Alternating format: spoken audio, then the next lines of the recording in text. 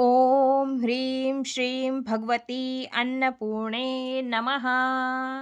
भक्तों, पौष मास के पूर्णिमा तिथि के शाकंभरी जयंती पर्व मनाया जाता है। माता शाकंभरी माँ दुर्गा का ही अनन्य रूपों में से एक है, जिनका अवतरण सृष्टि पर अकाल को दूर करने और खुशहाली लाने के लिए हुआ था।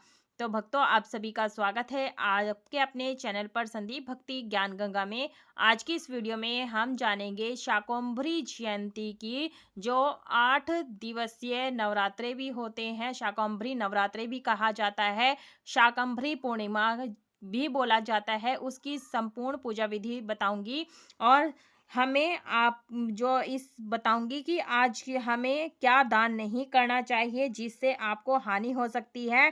ये मैं आपको लास्ट में या वीडियो के बीच में बताऊंगी। तो देखिए, ये जो पूजा है शाकंभरी जयंती के दिन, यदि आप व्रत कर रहे हैं पहले दिन, तो आप सुबह सवेरे स्नान आदि कार्यों से निवृत्त हो जाएं। यानी सुबह सुबह जल्दी उठे, स्नान आदि कार्यों से निवृत्त हो जाएं, स्वच्छ वस्त्र धारण करें और सबसे पहले सूर्य देव को अर्घ्य दें। उसके बाद में इस पूजन को करें। तो देखिए, हमने चौकी लगाई है। चौकी आप पूरे 8 दिनों के लिए भी लगा सकते हैं और ये पूजा घर के मंदिर में भी लगा सकते हैं। चौकी के ऊपर लाल या पीला वस्त्र बिछाएं और इस तरह से शाकंभरी माता की तस्वीर, फोटो होती है, वो आप स्थापित कर ले फूलों का आसन दे करके। आप चाहें तो आज के दिन अखंड ज्योत भी जला सकते हैं। और अगर नॉर्मल डेली पूजन कर रहे हैं, तो आप पहले दिन संकल्प ले लें कि आप ये व्रत पूजन कैसे करेंगे। और इस तरह से संकल्प जरूर से ले लीजिएगा, पुष्प और अक्षत थोड़े से जल लेकर के। और माता से प्रार्थना कीजिएगा, हमारे पूरे 9 दिन 8 दिनों तक का जो हम पूजन कर रहे हैं, ये निर्विघ्न संपन्न हो जाए और अपनी कृपा दृष्टि बनाए रखें। ऐसी प्रार्थना करते हुए अक्षत पुष्प छोड़ देंगे, क्षमा प्रार्थना जरूर से मांग लेंगे। तो देखिए भक्तों, जो है ये जो व्रत है, कई भक्त फलाहारी व्रत रखते हैं और एक समय मीठान्न का भोजन भी खा लेते हैं। जैसे हम नवरात्रि का व्रत करते हैं, फलाहारी व्रत करते हैं, वैसे ही हमें करना है। धूप दीप जलाने के बाद में हम यहाँ पर शुद्धिकरण कर लेंगे, पवित्रीकरण करेंगे। इसके बाद में स्नान कराने के बाद में सबसे पहले हम माता रानी को चुनरी अर्पित करेंगे। तो इस दिन माता शाकंभरी की जयंती भी मनाई जाती है। माँ शाकंभरी को वनस्पति की देवी के रूप में जाना जाता है और माँ शाकंभरी माँ दुर्गा के अनन्य रूपों में से एक सौम्य रूप है, जिन्होंने पृथ्वी लोक पर पानी और खाद्य की गंभीर समस्याओं को दूर करने के लिए पृथ्वी लोक पर अवतरण लिया था। माना जाता है कि शाकंभरी जयंती के दिन माँ शाकंभरी की पूजा करने से व्यक्ति को कभी भी अन्न धन की कमी नहीं होती है, वह सदैव अपना जीवन सुख में बिताता है। तो देखिए, हमने यहाँ पर वस्त्र रूपी कलावा अर्पित कर दिया, गणेश भगवान को जनेऊ समर्पित किया है और चंदन रोली से हम यहाँ पर टीका कर लेंगे। दीपक का हमने पूर्ण पूजन कर लिया है। पूरी विधि विधान से हमें ये पूजन करना होता है। और देखिए भक्तों, पूरे 8 दिनों का ये व्रत होता है। तो आप चाहे तो इसमें श्री कलश की या फिर दीप कलश की भी स्थापना कर सकते हैं, लेकिन ये मैं सिंपल साधारण सी पूजा आपको करके दिखा रही हूँ। और इसका पूजा करने का शुभ मुहूर्त क्या होता है, वो मैं आपको डिस्क्रिप्शन में दे दूंगी, आप जरूर देख लीजिएगा। और देखिए भक्तों, माता रानी की पूजा जरूर से करें, सच्चे मन से करें, आपकी मनोकामनाएं शीघ्र ही पूरी होंगी। तो मैं यहाँ पर फूलों की माला समर्पित कर रही हूँ, आप जरूर से समर्पित कर लीजिएगा। देखिए भक्तों, माँ दुर्गा के इस सौम्य रूप को शताक्षी के नाम से भी जाना जाता है। कवंदित्यों ने बताया गया है, जब सृष्टि पर भीषण अकाल पड़ गया था, तब अपने भक्तों को इस विकराल समस्या से छुटकारा दिलाने के लिए शाकंभरी देवी ने अवतार लिया था। वैदिक कथाओं में बताया गया है, माँ शाकंभरी के हजारों की संख्या में आंखें हैं। तो देखिए, यहाँ पर शाक सब्जी हमें अर्पित करनी है, धनिया बथुआ जो भी आपको मिल जाती है, सीजनल सब्जियां, वो सभी हमें अर्पित करनी है। ऋतु फल सब्जी शलगम जो भी आपको मिल जाती है, वो आपने अर्पित करना है। जिसने 9 दिनों तक अश्रु के रूप में पानी की धाराएं बहने लगी थी, उसी पानी से सृष्टि जो है पुनः हरियाली आ गई थी। इसलिए पौष पूर्णिमा के दिन माता शाकंभरी को प्रसन्न करने के लिए जरूरतमंदों में अनाज, सब्जी व फल और अन्न का दान अवश्य करना चाहिए। अगर ऐसा ना कर पाए तो किसी देवालय में भंडारा इत्यादि के लिए पैसों का भी दान कर सकते हैं। और देखिए भक्तों, ये जो व्रत है, स्त्री पुरुष महिलाएं कन्याएं कोई भी इस व्रत पूजन को कर सकता है। तो हम यहाँ पर जल का भोग लगा दिए हैं और पूर्णिमा का दिन है, तो कोई भी सफेद मिठाई का भोग लगाएं, खीर पूड़ी का भोग लगाएं।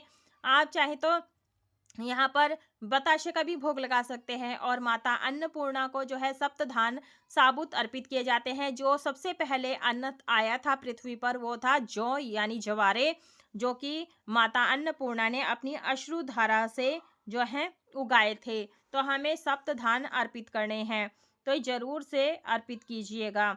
और देखिए भक्तों, जैसे ये मैं पूजा आपको पहले दिन करके दिखा रही हूँ ना, उद्यापन वाले दिन भी इसी प्रकार से पूजन करना होता है।